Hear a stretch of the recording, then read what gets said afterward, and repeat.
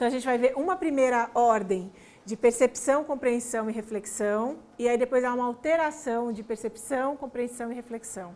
Então, só para percebermos isso, aqui é mais temático, isso na vida escolar, não é tanto a ver com o conteúdo, mas é só para a gente recuperar um pouco do que a gente conversou hoje na primeira parte, dessa percepção do nosso modelo cognitivo, de como a nossa estrutura cognitiva funcionaria, então, nesses 3 momentos, tá bom? Então, é para uma primeira discussão, e aí fazemos uma retomada do que a gente discutiu.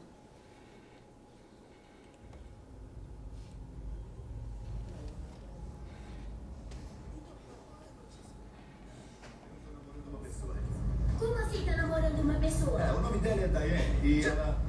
Brett, por favor, pare de fazer isso. Não consigo. Nada aconteceu ainda, mas o que vocês acham de ter uma madrasta?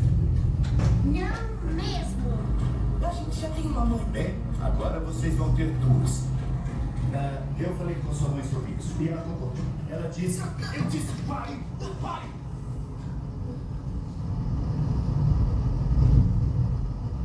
Olha, eu não podia culpar o meu pai por perder a cabeça. Meus tiques deixavam ele louco.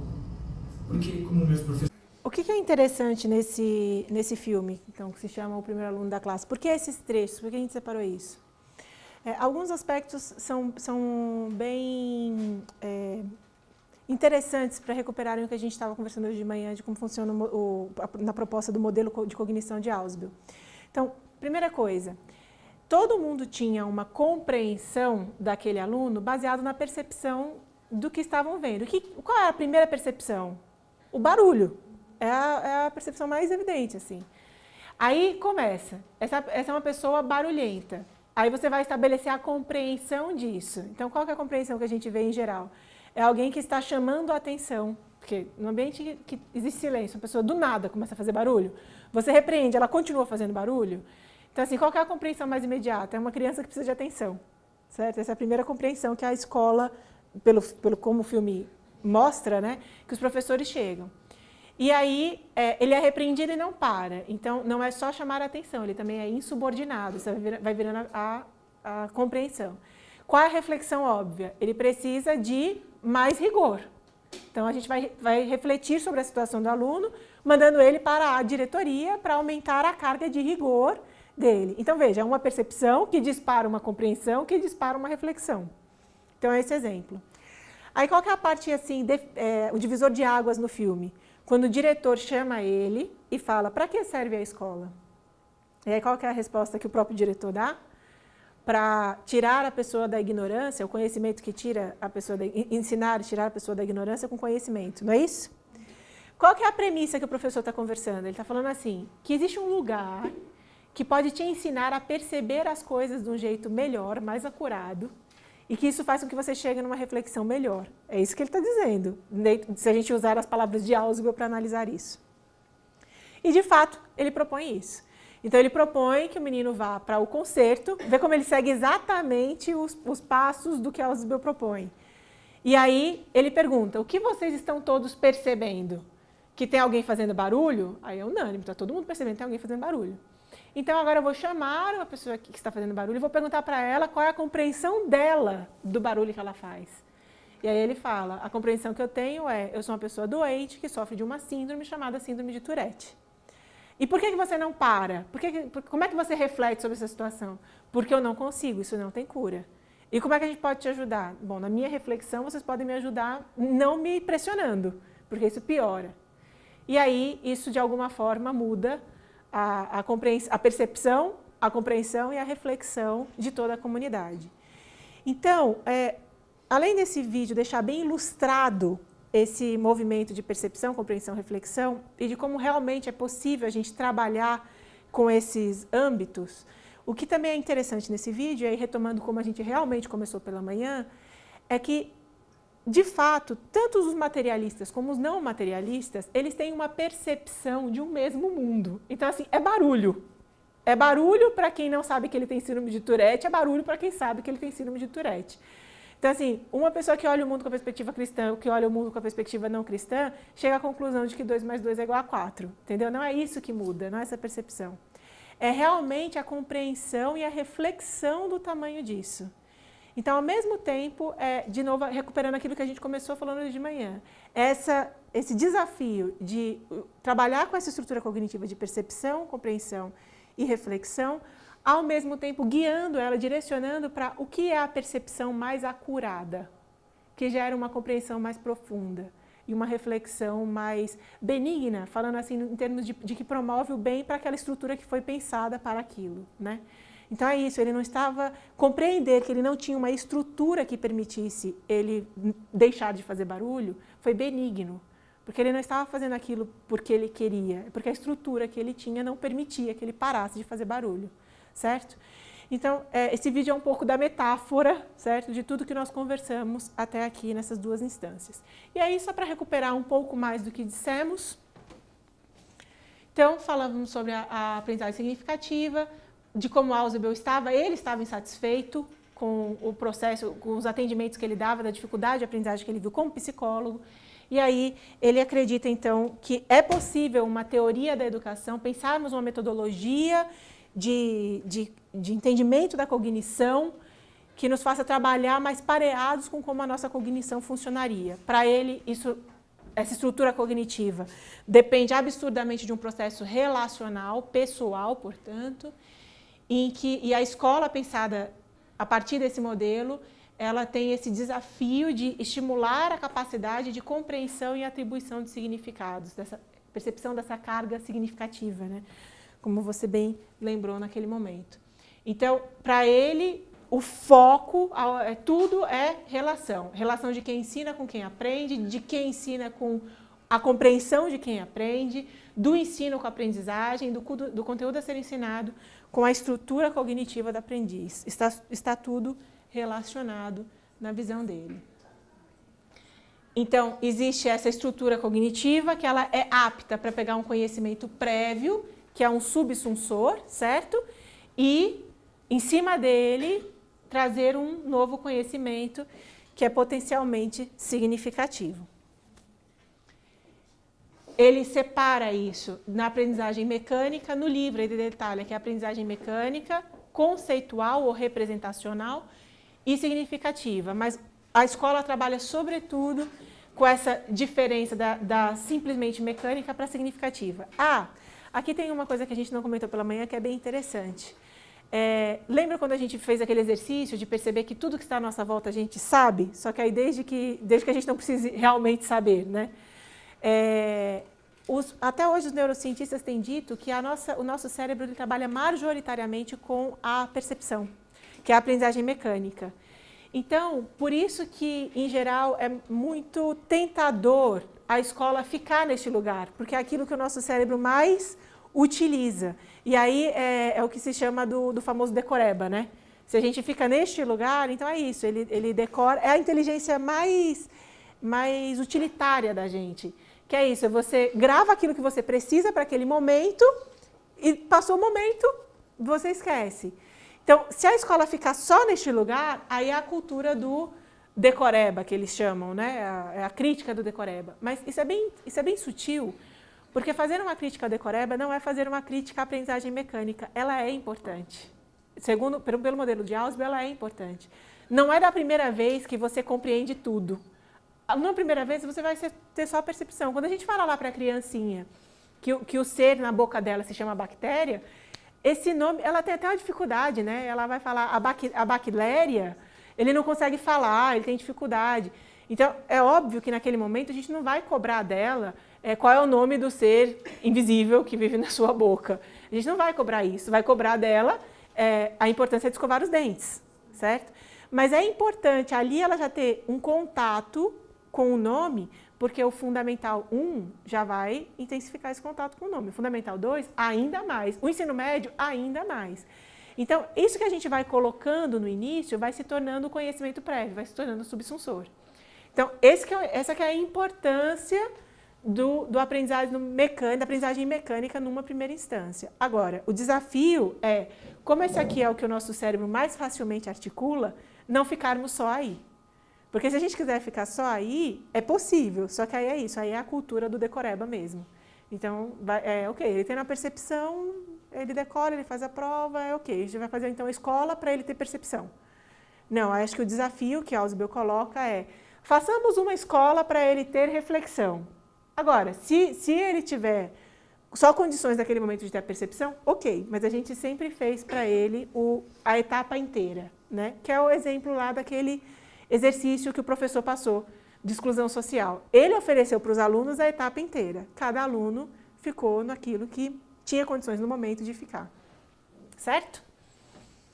E aí a aprendizagem significativa seria o ciclo completo. Então seria por essa escola, né, que trabalha não apenas a aprendizagem mecânica, mas o significado, a compreensão e a reflexão. Bom, e aí seria isso, pensar todo o trabalho educacional, incluindo material didático, incluindo a aula, incluindo direção, coordenação, tudo aquilo que a gente falou, pensando nisso, em como a gente faz essa força-tarefa de todos os segmentos, de todas as competências escolares, né, da comunidade escolar, para a percepção, compreensão e atribuição de significados, ou compreensão, reflexão, percepção, compreensão e reflexão. E aí, por fim, o sujeito é aquele que percebe e compreende, e atribui significados, está aberto para o que o cerca, usa a capacidade de percepção, compreensão e reflexão. Isso é quase compre batom, né? É sempre essa tríade, certo? E aí, recuperando, como que a gente coloca isso, né? A gente coloca percepção como tema, compreensão como análise, sistematização e reflexão como avaliação, certo?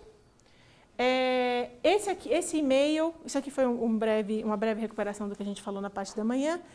Esse e-mail é o e-mail que a gente concentra todos os e-mails. Então, tem uma pessoa que responde sempre, assim, o trabalho dela é responder esse e-mail. Todas as dúvidas, todas as sugestões, vocês trouxeram dúvidas interessantes, quem fez a visitação pelo colégio. Assim, olha, toda dúvida é dúvida. Então, assim, isso assim, do Natal, alguém perguntou, né? Vocês trabalham com enfeite de Natal? Olha, são perguntas válidas. A gente tem como pedir à coordenação do colégio que divida isso com a gente. A gente, como trabalha com sistema de ensino, a gente não está aqui. É outra equipe que está lá na Itacolomi, vocês também estão convidados para nos visitar, temos um cafezinho. Mas a gente tem sempre como perguntar para a coordenação da escola e eles nos dão esse retorno. Então, podem mandar os e-mails para este lugar que eles repassam as dúvidas, certo? Dúvidas, sugestões. Também foi comentado, enquanto a gente fazia o passeio, do aluno inclusivo. Esse já foi uma sugestão, né? Exato. Já foi uma sugestão que outras escolas têm nos pedido para a gente também ter um treinamento da visão do SME para a inclusão. Então, a gente está colocando isso em pauta para discutirmos isso num encontro como esse. Então, escrevam para a gente, certo? Fiquem à vontade. Também, quem quiser fazer perguntas, outras sobre isso, quem estiver lendo material, né, fazendo estudo do material, se quiser falar comigo pessoalmente, pode enviar, porque a pessoa encaminha para o meu e-mail. Olha, esse é um e-mail, eu gostaria que fosse destinado a Noemi. Ele encaminha para esse e-mail, certo? Eu até passo meu e-mail para vocês pessoal, quem quiser depois eu passo, mas esse e-mail vai responder mais rápido, muitas vezes, do que o meu, porque como eu também, às vezes, viajo para dar treinamento, tem dias que eu não estou aqui, então eu não faço a leitura, mas sempre tem alguém lendo este e-mail. Então, esse aqui é o mais seguro de todos, certo?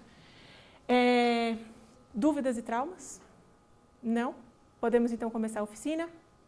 Então, como é que a gente vai fazer?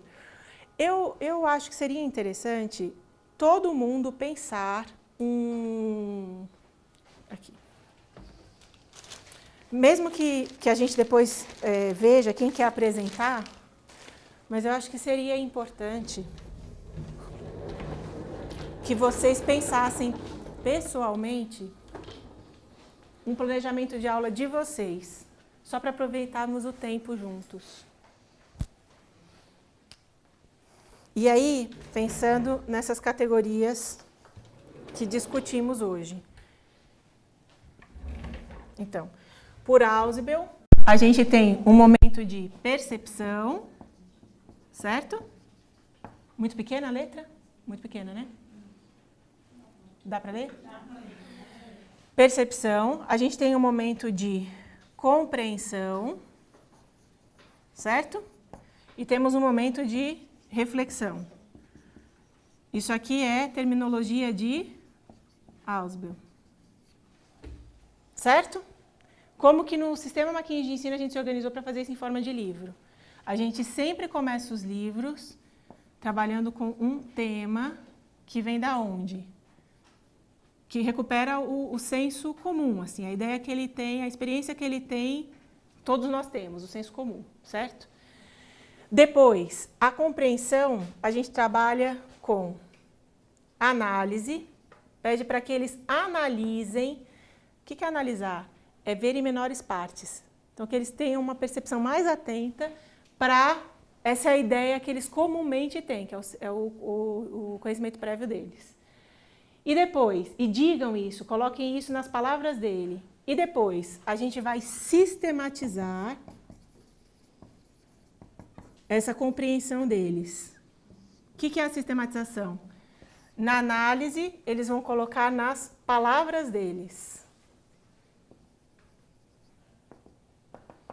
Na sistematização, são as palavras acadêmicas, certo? São os conceitos. Conceito, técnico, científico. Terminou? Não. Agora a gente precisa fazer uma reflexão.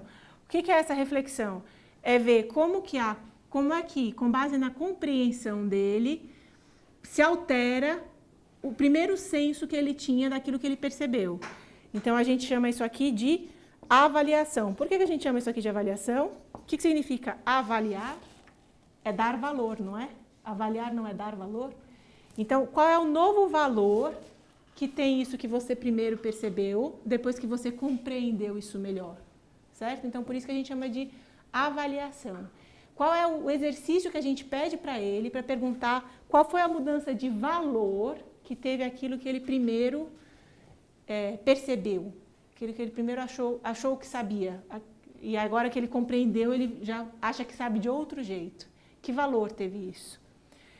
E então, a avaliação é sempre, de alguma forma, uma retomada do tema, porque é uma revisão da primeira percepção que ele teve.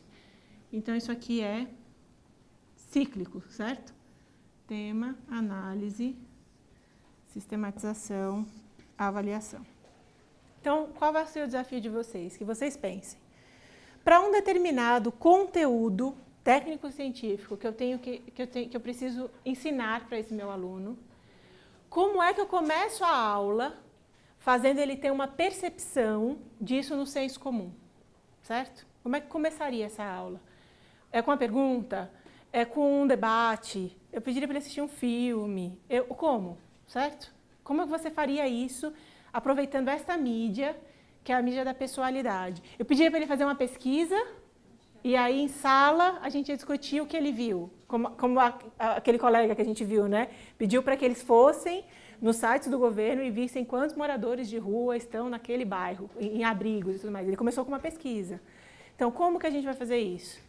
Depois que eles fizerem que eles perceberem, levantarem a percepção deles, quais são as perguntas que eu faço? Como é que eu direciono esse conhecimento que ele trouxe para fazê-lo perceber os detalhes disso? O que a ciência tem estudado sobre isso? Quais são as conclusões que os cientistas chegaram sobre isso? E aí, por fim, como é que eu trago a sistematização? E depois, qual é o exercício de avaliação que eu faço? Eu vou dar um exemplo do que a gente fez no livro, certo? E eu vou contar para vocês qual foi o nosso processo, só para vocês terem uma noção assim, de como que a gente enfrentou esse desafio. Mas aí sempre lembrando isso, nós somos livro, vocês estão em outra mídia, vocês estão na mídia de sala de aula, certo? Qual era o conteúdo de química que a gente precisava sistematizar? A gente precisava sistematizar propriedade coligativa da matéria. Esse é o nome técnico-científico, certo? É hermético, né? Quando a gente ouve isso, propriedade coligativa. Quais são as propriedades, professores de ciências, e me ajudem, tá bom? Se eu estiver com falha de memória. Mas quais são as propriedades coligativas principais? Existe o efeito tonométrico, existe o efeito ebuliométrico, não, tonométrico, Acho que é ebuliométrico mesmo, ebuliométrico e cronométrico. Acho que não é bem esse nome não, mas são 3 bem parecidos com isso. O que é isso?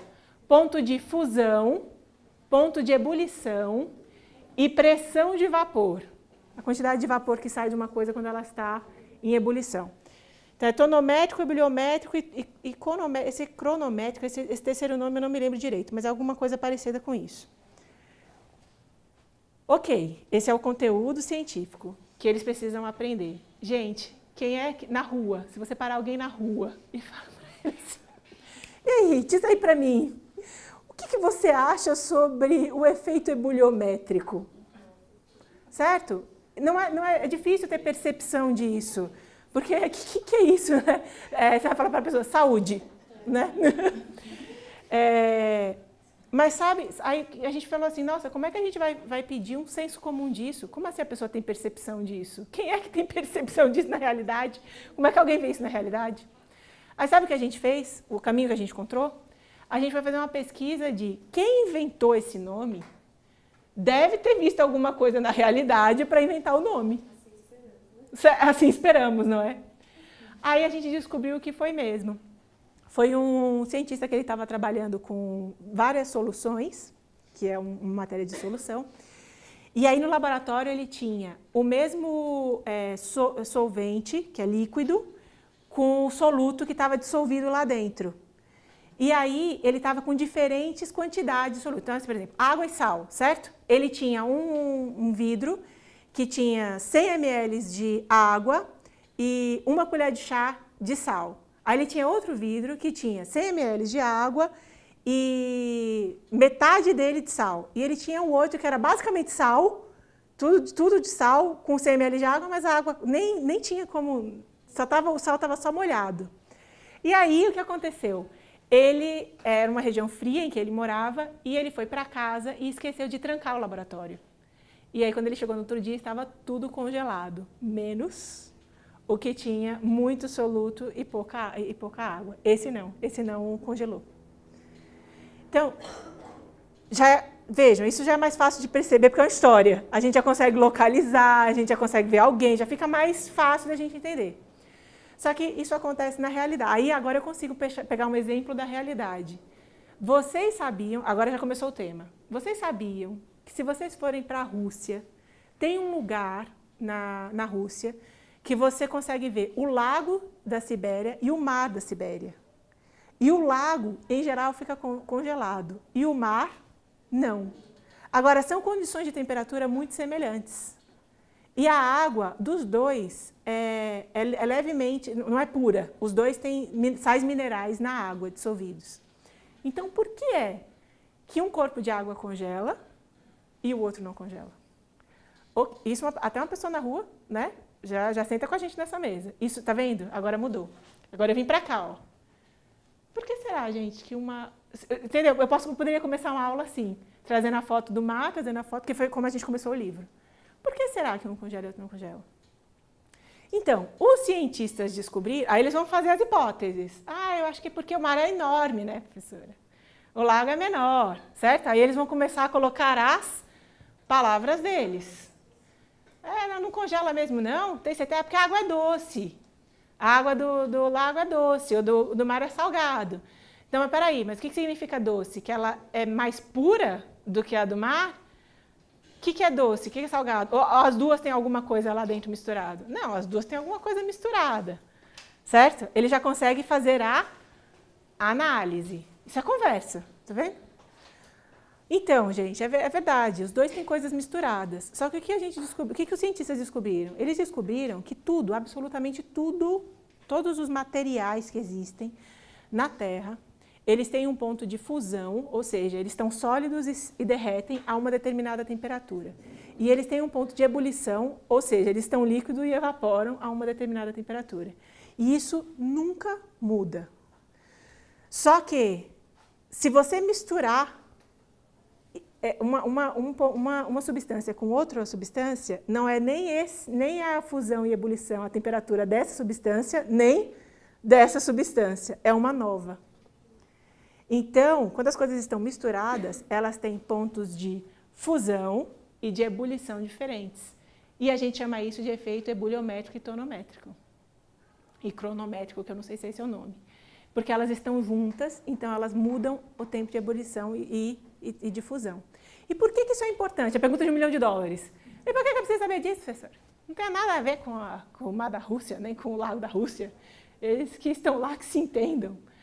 Então, você sabe que essa descoberta foi muito importante porque se o mar não fosse uma solução, não tivesse esse efeito, essa temperatura de ebulição e fusão, que não é a da água, e não é a da areia, e não é a do sal, se chegasse a uma determinada temperatura da Terra, o mar inteiro, se fosse da água, se chegasse em 100 graus, ou se chegasse em 0 graus, imagina o que seria o mundo inteiro congelado, o mar inteiro congelado.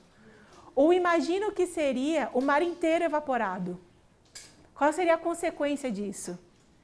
Então é genial existir essa mistura que altera o ponto de ebulição e de fusão, porque isso faz com que as substâncias consigam permanecer ou serem mais efêmeras, mais voláteis, evaporarem, por exemplo, mais rápido ou endurecerem mais rápidas. E saber disso fez, por exemplo, com que as pessoas desenvolvessem o soro para o nosso sangue, porque o nosso sangue também é assim, ele é uma mistura, ele é uma solução, justamente para que a gente tenha uma substância no corpo que não congele, nem evapore com facilidade. Então é para isso que a gente estuda isso. Entendendo esse aspecto da realidade, a gente conseguiu aprimorar o nosso conhecimento e fazer coisas que nos ajudam a viver mais, a colocar remédio certo. Como que você coloca um remédio na veia para ele, um remédio, por exemplo, aqui fora, ele fica endurecido muito rápido. Mas como é que você mistura ele com outra coisa para chegar na temperatura certa, que entre no sangue e se equalize com a temperatura do sangue e com a textura do sangue? Então foi com esse tipo de estudo que eles chegaram a isso. É por isso que a gente estuda a propriedade coligativa da matéria. Certo? Terminou? Não, terminou. Então, agora eu pergunto. Então, eu gostaria que vocês fizessem uma redação perguntando o que seria, fundamental, claro que isso seria o ensino médio, mas assim, qual seria um impacto, em uma redação criativa? O que aconteceria, ficção científica, se o mar inteiro evaporasse? Ou se o sangue evaporasse? Ou congelasse diretamente numa determinada temperatura mais fácil de ser atingida num dia normal? Então, escrevam isso para mim, a gente vai discutir a redação de vocês. Ok? Aí fechou o ciclo. Percebem a diferença do que seria... Oi, gente, bom dia. Hoje a gente vai estudar as propriedades da matéria. São 3 as propriedades da matéria. Efeito tonométrico, não lembro o nome, e ebuliométrico. Isso é uma variação na fusão e ebulição da matéria. Não é bem mais complexo? Quando a gente consegue achar esse caminho, a gente consegue dialogar. Relação, lembra? Relação, palavra de ordem. Relacionar. Então, desafio de vocês. Pensem em um conteúdo. Como começamos aqui, ó. A primeira coisa que eu coloquei foi isso. Isso aqui foi o conteúdo. E aí pensem, qual seria uma maneira de trazer isso para um tema? Que tipo de conversa isso geraria? Como é que você pegaria essa conversa e traria para cá? E que tipo de avaliação você pediria? Certo? Eu sugiro que vocês façam isso pessoalmente. Podem até conversar uns com os outros, mas eu sugiro que seria, para aproveitarmos o nosso tempo, cada um fazendo o seu, pensando numa matéria que já deu ou que vai dar de aula, de conteúdo, chegando nisso aqui. E aí, depois a gente... eu vou anotando, eu vou passando pelos grupos, eu vou anotando, aliás, eu vou conversando com vocês, e vou anotando as sugestões que vocês estão tendo, a gente já vai conversando, tirando dúvidas. E aí, a gente traz para a lousa umas 5 propostas para a gente avaliar juntos, tá bom?